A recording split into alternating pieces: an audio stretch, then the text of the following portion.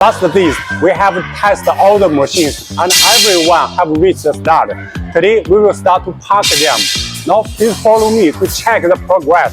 Hope I could help you more understand how this machine be parked.